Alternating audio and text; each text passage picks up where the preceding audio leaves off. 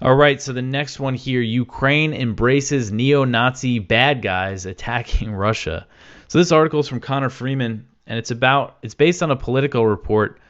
So I've talked about these guys before, the Russian Volunteer Corps. They're headed by this guy.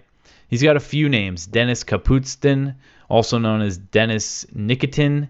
So he's openly a neo-Nazi guy, and this is basically a neo-Nazi militia, the Russian Volunteer Corps, that is said to be made up of Russians who are fighting for Ukraine. And they've been launching these attacks into Belgorod and Kursk, the neighboring regions, and there's two other militias that have been joining them recently.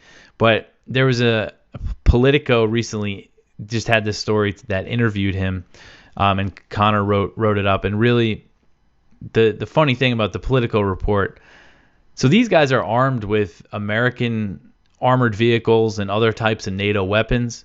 So that's a neo-Nazi militia attacking Russia, the largest nuclear armed power in the world, with American weapons. I mean, it's completely insane. So the Politico report, the way they frame it, is that Ukraine is cozying up, is using these guys to attack Russia, and that's just a boon to Russian propaganda. It plays right into Russian propaganda. That's what they're concerned about, rather than the actual situation. And they maintain ties with Ukraine's military intelligence, because there's been this kind of some claims from Ukrainian officials that say, "Oh, we have nothing to do with those guys," even though they clearly do. So it's just something that's been going on kind of a lot lately, and I feel like it's gotten very little attention.